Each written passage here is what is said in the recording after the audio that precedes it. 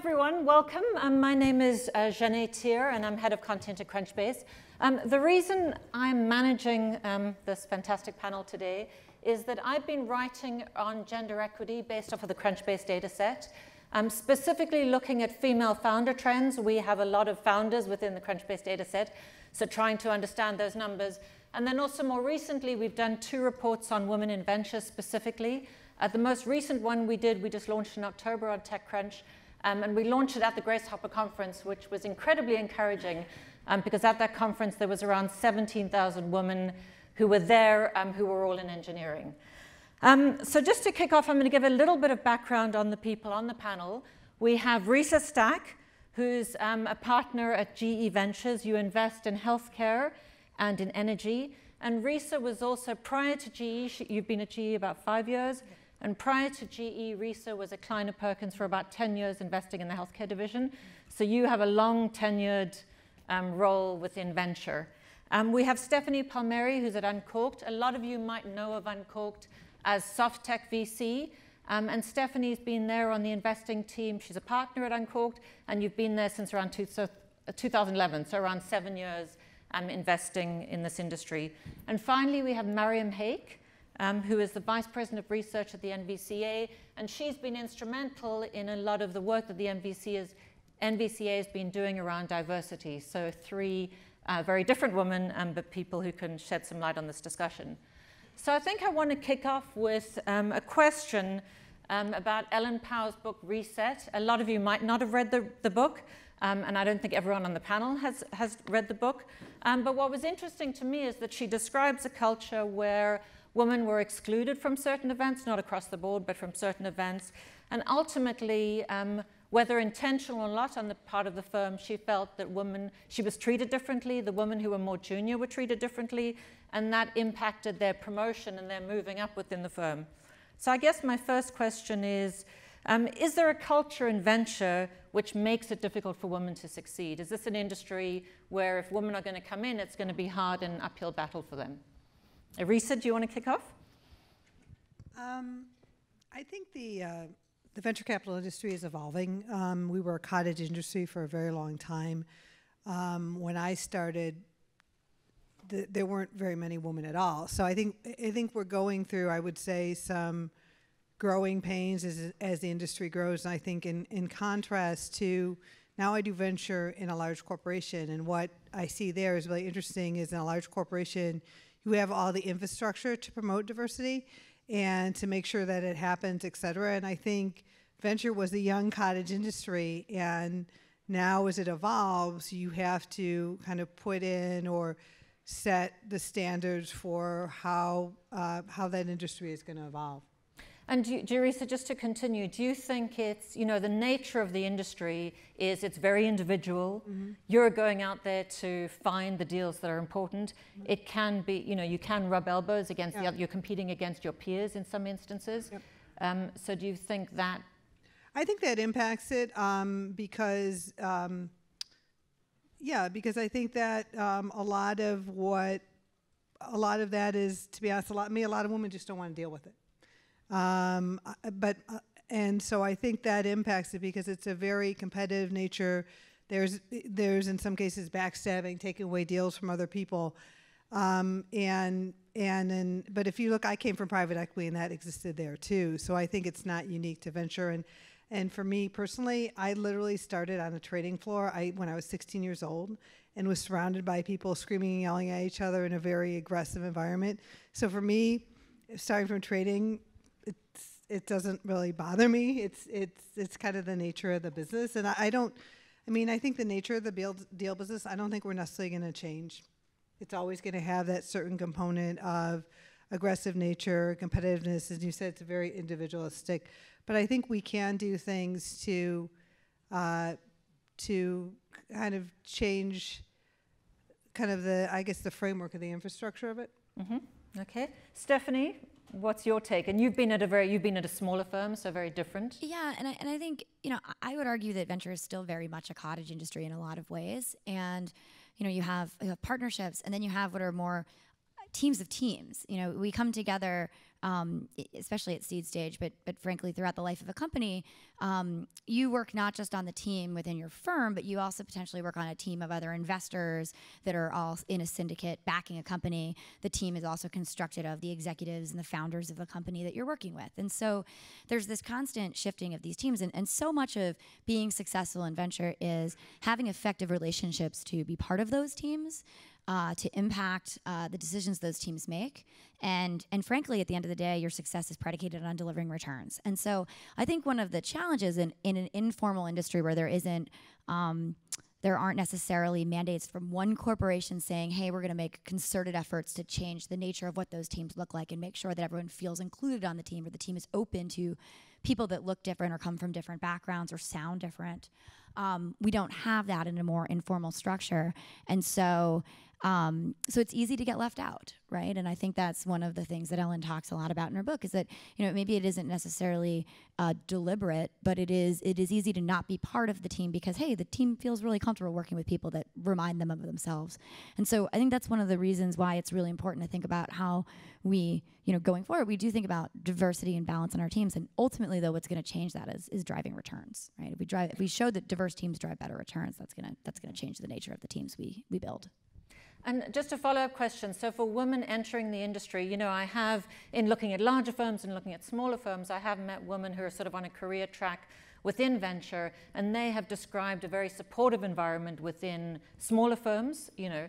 And so I'm wondering, does it need to be this way? Are we changing? Because a lot of women who are joining some of the very storied firms or the larger firms are the first female partners. And what I'm hearing there is a strong support network. There's training, and you know, these firms are bringing women in for the first time, but really want to see these women succeed. And so, you know, creating a culture within the firm which is supportive is something I'm seeing more of in venture, and I'm wondering if that's changing it despite the sort of individualistic and you need to go find the deals culture. I think there's some firms that certainly are really actively thinking about how they make their more diverse partners successful on the platform and being inclusive. There's others that maybe don't think about it specifically, but by nature of the fact that they've been thoughtful about adding someone different to the team, that naturally comes with it.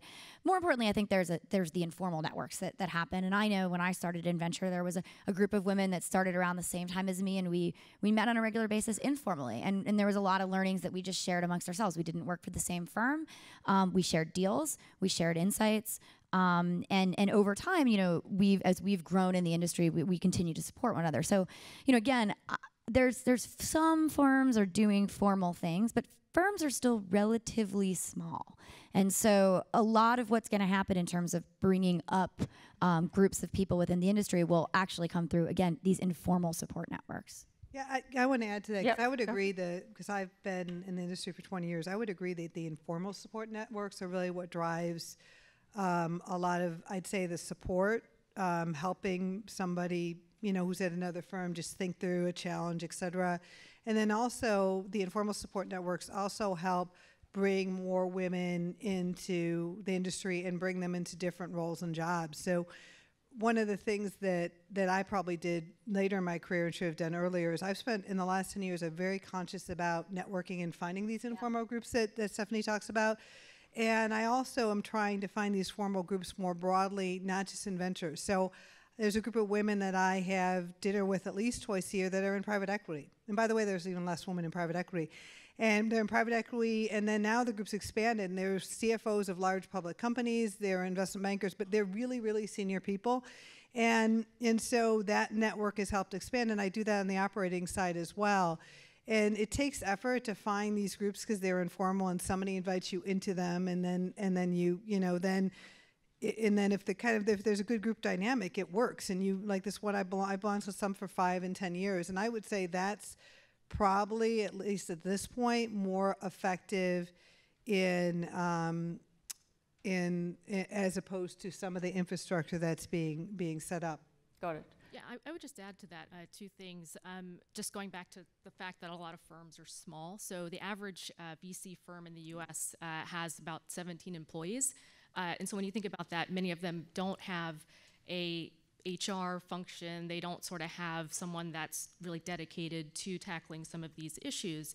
And so at NVCA, we've been speaking to a lot of firms, small, large, kind of everywhere in between, to think about how firms are approaching talent management, talent recruitment, ensuring that diverse founders, people of different backgrounds, have the opportunity to take a meeting with an investor. But in reality, I mean, I think, and this came up in the panel, or sorry, the presentation a little while ago, but so much of the industry is built on networks. And so, if you don't have access to that, how are you going to find that next big thing? And so I think having, whether it's formal or informal, a lot of firms don't have formal mentorship programs.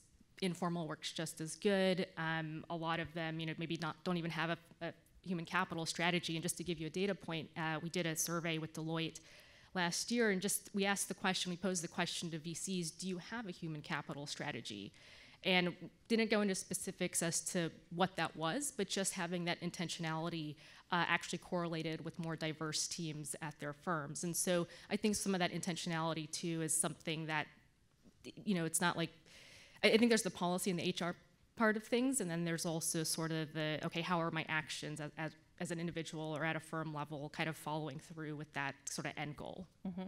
So I have another related question, which is just looking, I've seen this, I've been in this industry for 20 years and in Crunchbase for about 10, but it seems to me that the chemistry between a CEO and the founding team and the investor can be critical, or can, make an investor, a founder want to work with a certain investor and vice versa. So how does that impact, female founders who are going out there and raising capital? Because most of the investors they will see on the other side of the table are men. Well, I'll comment on it. I would say that really good investors, as you said, it's a team of teams. You build relationships. You build relationships with anyone from any background, right? I mean, that's one of the things that will make you a good investor, is that you're able to interact with people from all diverse backgrounds, and with.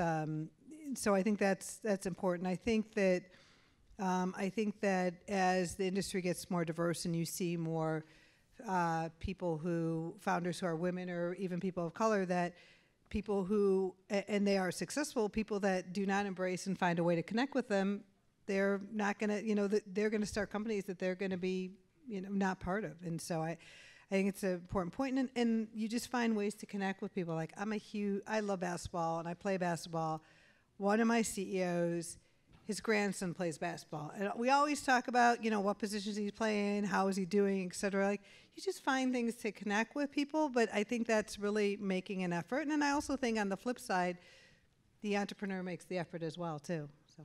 Sure. Yeah. I mean, I think at the end of the day, a female founder shouldn't feel constrained to only work with female VCs, just like female VCs shouldn't feel constrained to only work with female founders, right? If all we did was invest in people that looked exactly like us, we'd be in trouble in an industry. And it's part of the reason why we sort of are in trouble as an industry from some of this inclusion standpoint. So, chemistry is incredibly important. I think a good investor, a good board member is someone who develops trust and rapport with the founders that they're working with. I sit on the other side of the table, but I would argue I've developed really strong relationships of trust and rapport with non-white women that I've worked with, right? Non-white, non-women that I've worked with. So it's not necessarily about having to look exactly like someone to mean that you can develop chemistry with them. What's important is that you start from a foundation of trust and safety, and that, you need to be able to have tough conversations, and you build that trust over time. Sure. And I think, one of the things that was encouraging from our report is we looked at firms and who over-indexed in terms of investing in female founders. We don't have a race within Crunchbase or ethnic background, so that's more difficult for us to track. What we did find is that definitely firms that were founded by women, not all firms, but many firms who were founded by women over-indexed. Firms which had one female partner didn't necessarily over-index, because one female partner amongst 8 might not make enough of a difference. But what we did find is some firms which had no female partners also over-indexed. So I don't like Thrive over-indexed and Upfront over-indexed. I know Aidan was talking about Felicis over-indexed, so although they do have a female partner. Yeah. So I don't think it's, it's encouraging that it's not it's not all one way in the industry. That many it's not, right? I mean, if I look at our base, we have some fantastic female founders at SoftTech, and I'm proud to say that the vast majority of them have not started what would be stereotypically female companies. We have hardware founders, we have hard sciences founders, we have tons of enterprise founders, right? And we have, folks that have started commerce companies too that maybe we stereotypically want to bucket women in. And so women can start companies in any category. Women can invest in companies in any category. And it's, and again, it's about finding an investor at a firm where you feel a match, where the expertise of that firm, the expertise of that partner is going to be a good shepherd for that founder throughout their journey. Yeah. Risa, I wanted to just ask you about healthcare, because healthcare in a way has been an anomaly. On the operating side and on the investing side, there's always been many more women in that sector, and you've worked in that sector. So have you found healthcare different as a sector, as we see more women move into the general VC world? I think it's different by the nature of the fact that, I don't know if we have critical mass, but as you get more women in an industry, you build a greater network, and then you can get more women into management positions, et cetera. So I do think it's a bit different. I find that when I work on healthcare things, women just generally, at least in my personal experience, are often more collaborative. And I found that I've got deals, like I've got a company right now where I'm on the board. We have someone else who's a woman who's on the board. And the person who is our lead in terms of potentially giving us a term sheet is a woman.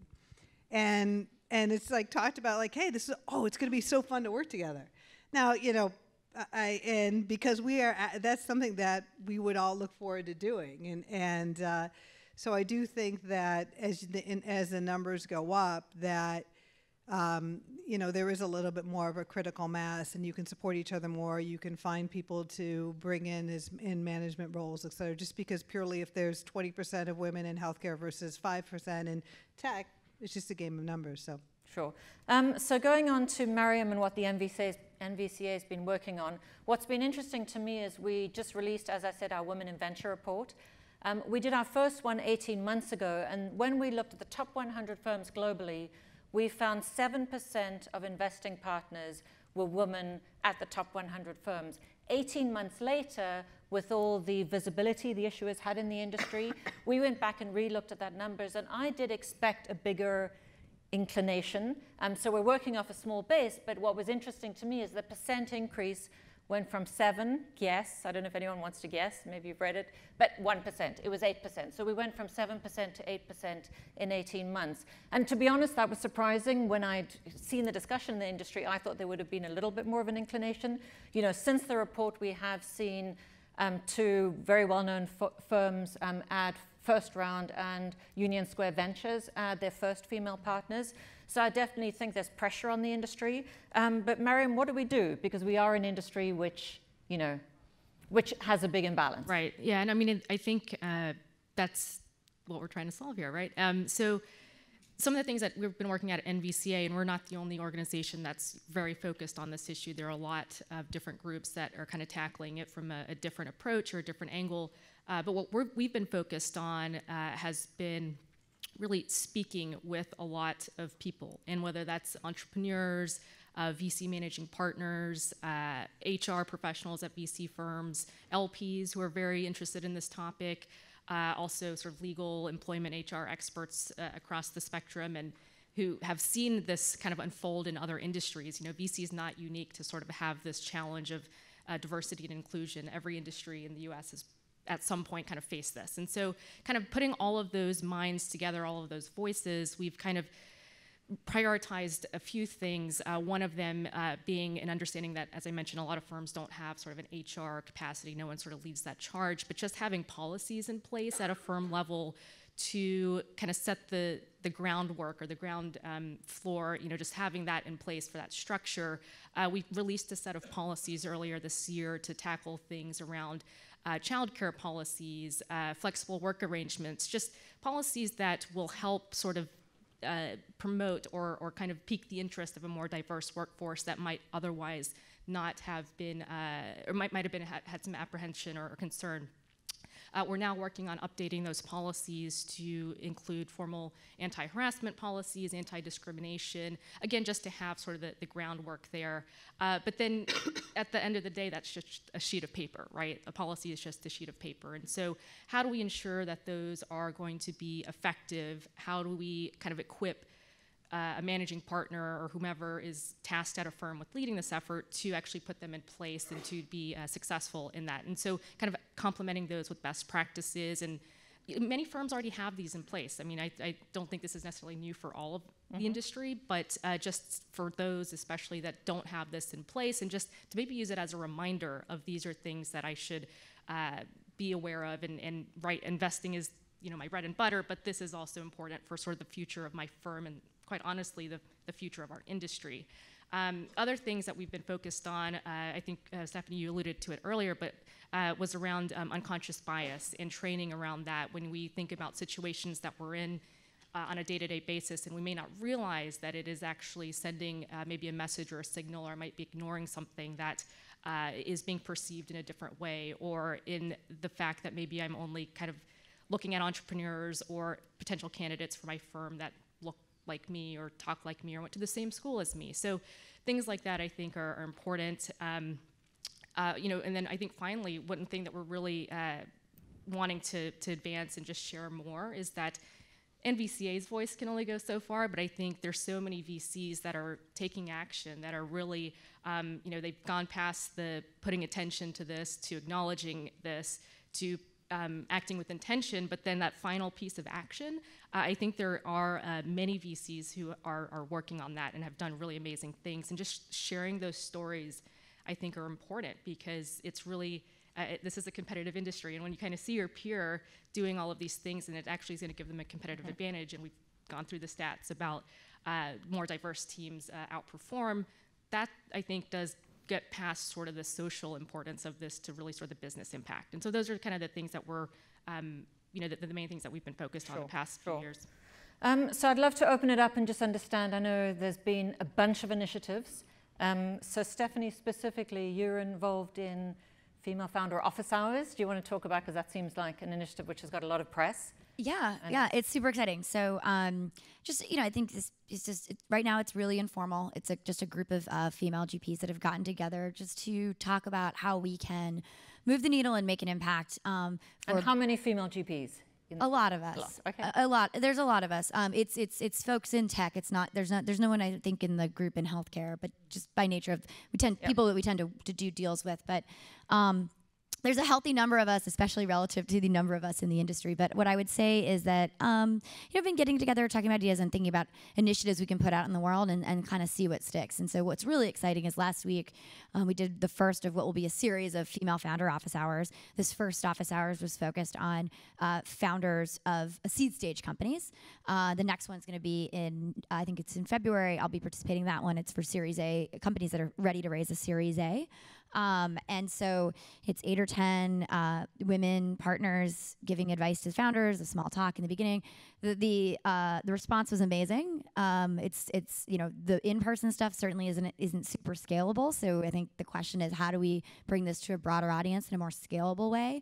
But you know, what I would say is one of the things that's going to come out of that is there's now going to be a blog that we're going to put together where a lot of us will have the opportunity to share things that we learn with the broader community, because clearly there's an appetite out there for that. So I find that very encouraging. Yeah, it's interesting, again, as being at a large organization like GE is over 300,000 people. So they have the infrastructure to promote diversity. And one of the things that we've done is we partners with the NVCA and trying to take learnings across from GE into the venture capital world.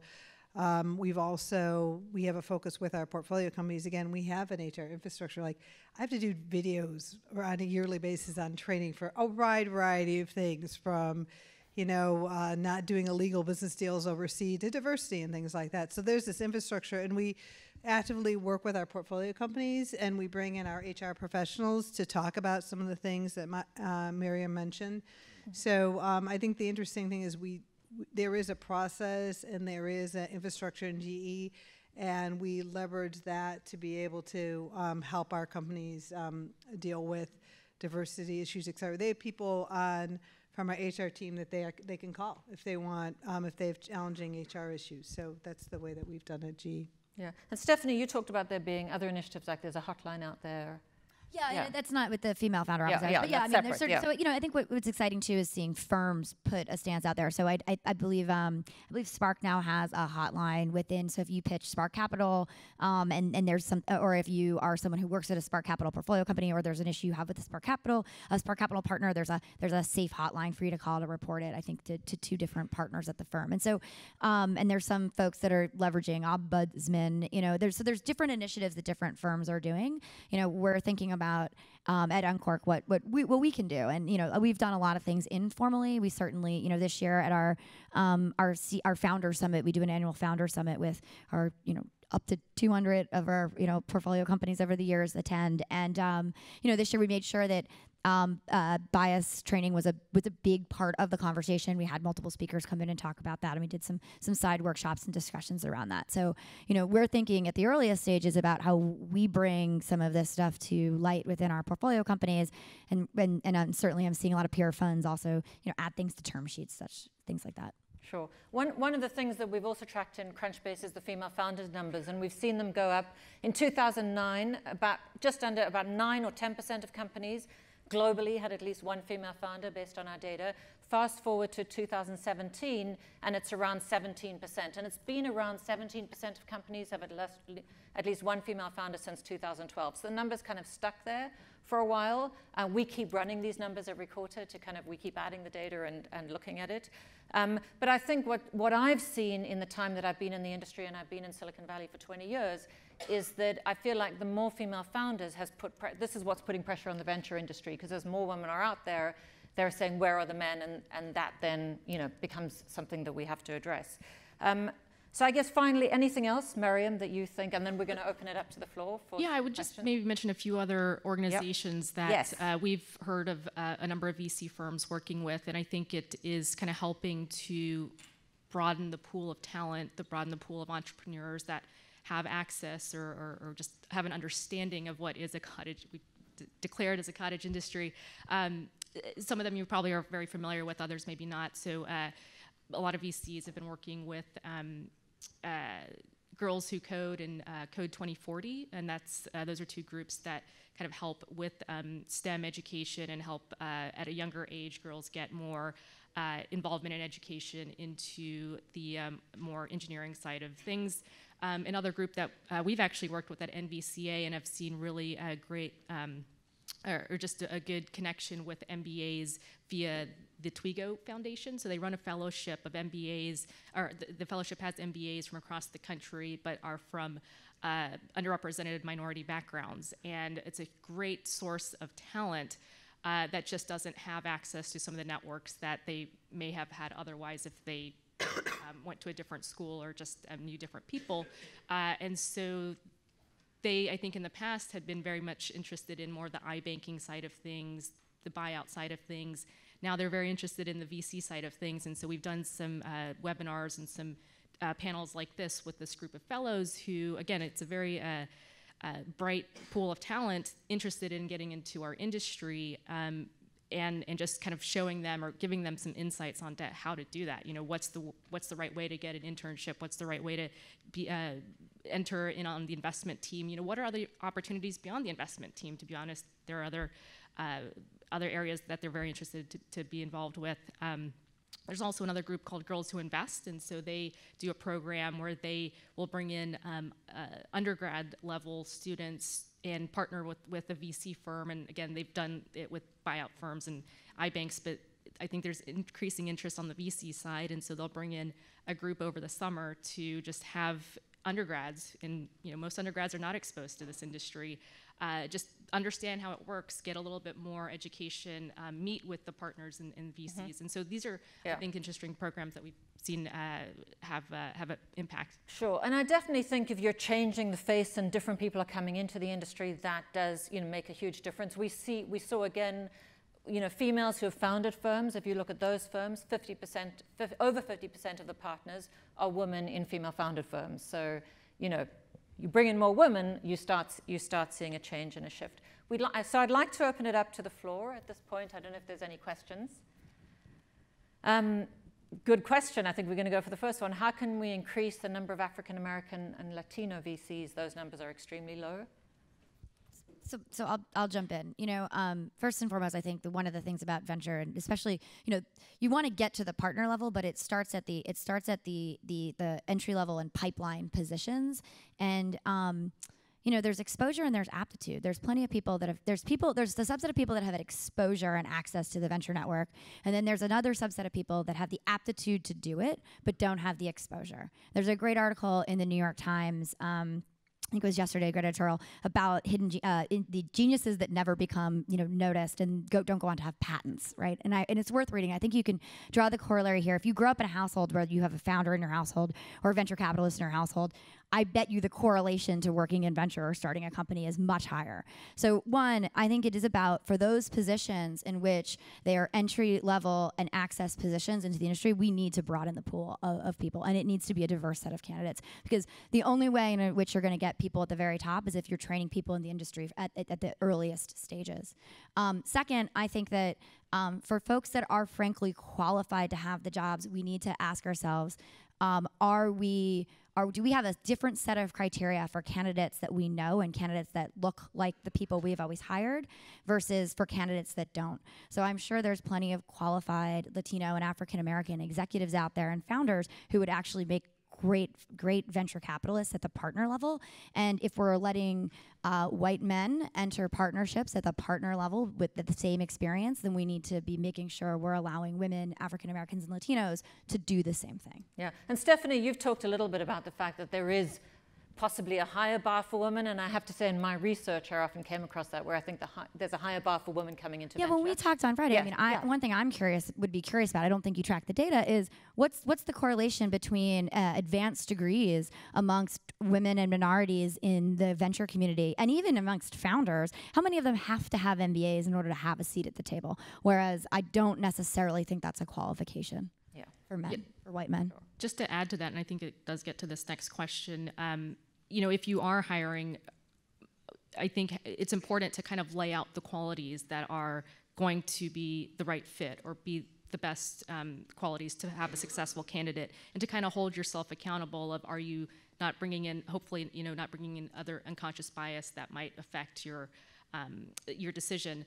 Also, I've heard of some firms that have instilled a Rooney Rule type policy, and that, for those that aren't super familiar, that means really just if you're hiring a candidate or say taking meetings with founders, that for every male founder or for every one type of candidate, you ensure that you review a candidate from a diverse background. And so it's kind of acting with a little bit of more of that intentionality and less of the making sure that you're trying to hit a quota, because I think that's a very a different place, Sure. but kind of coming at it with more of a clear mindset and a clear goal of what you want to accomplish. Sure.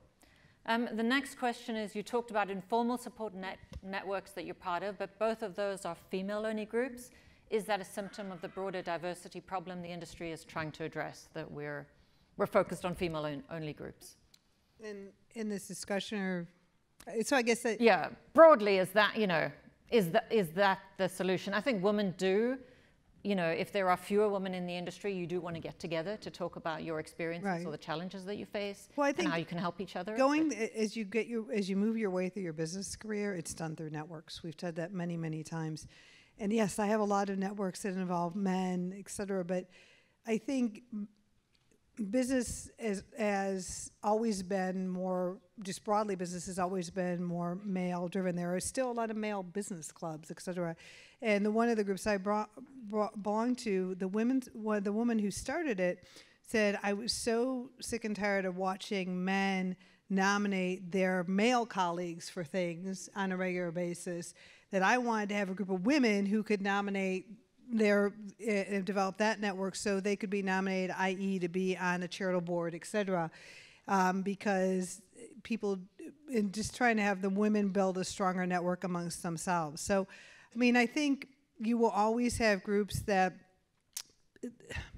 at a certain level, there's a certain comfort with being people who are like you, and whether you can argue women like to be with other women. Yes, I think they do, but I also think I like to be with other people. But that that these groups help people get comfortable and move up through their careers.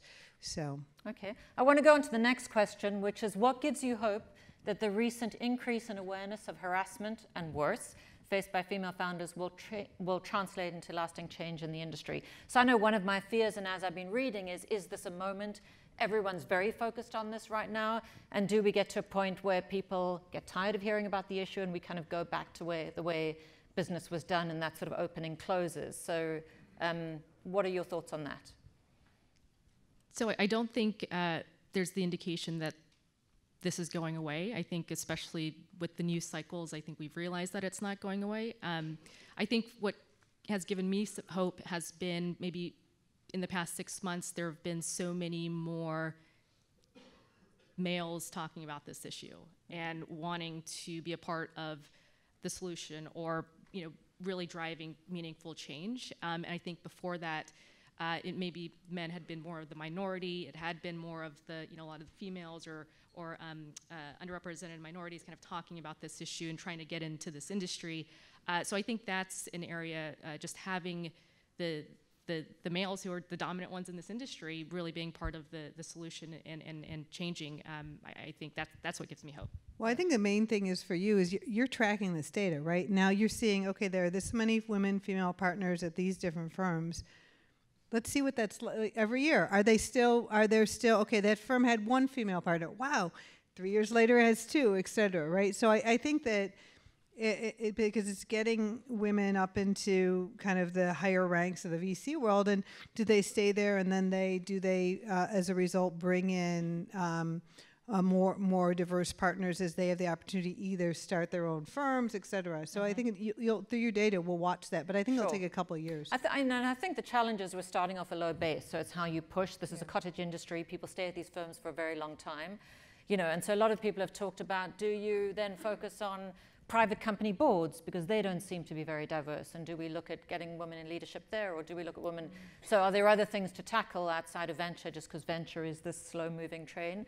I have to say, doing the research, what's great about doing the research is you put a line in the sand and then you measure where you are, and then again, 18 months I could sort of measure how far we'd gone, and again, we'll do that again. And I do think there's pressure on the industry, but it is, it's challenging because it is slow moving. One of the encouraging things has been there have been more women founding their own venture firms, having had experience in the industry. So there's a lot more micro venture firms which have been founded by women. I think 21% of new firms that were active in our data were founded by women. It's small.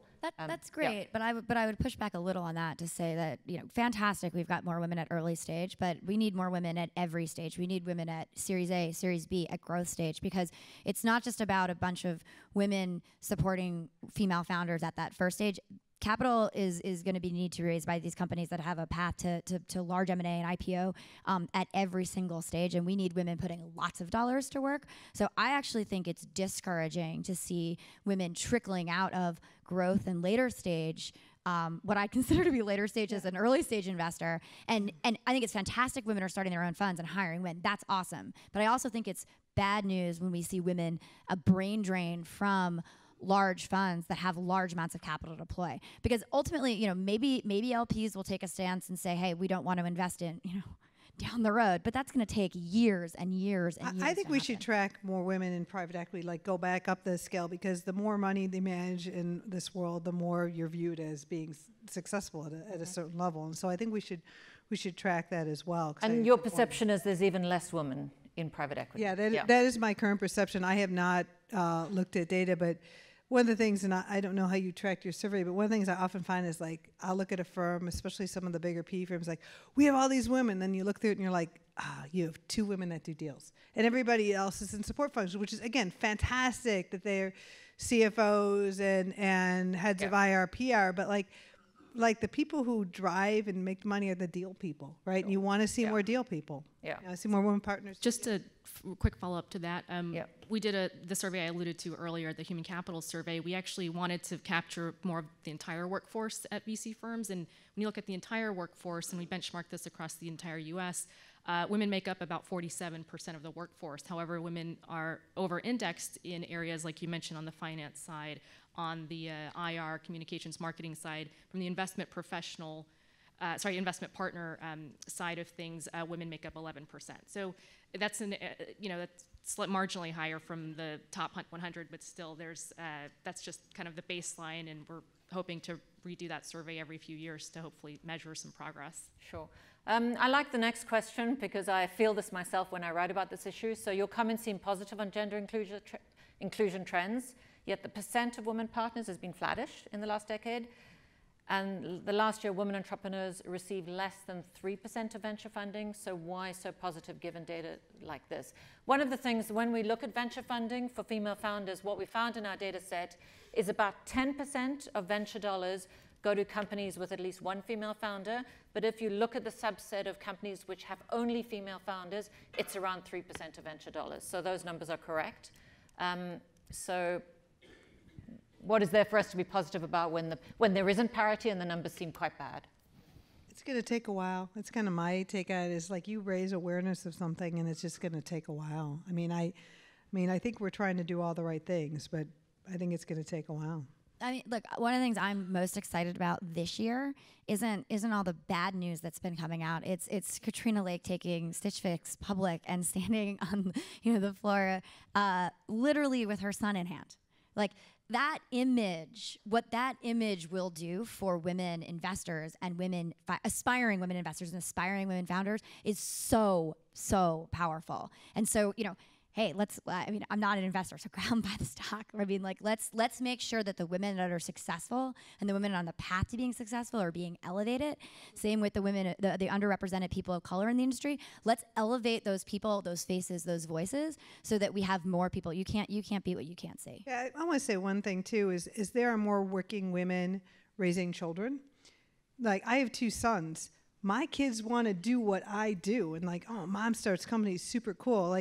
But that's what their mom does. And so I'm hoping that my children, as they grow up as men, because this is what their mom did, they don't have as much of a bias because they see a lot of people in the industry are women. Yeah, I think there's definitely a generational pulse to this issue. So I want to thank everyone on the panel for coming to talk. We really appreciate you. This is a tough subject.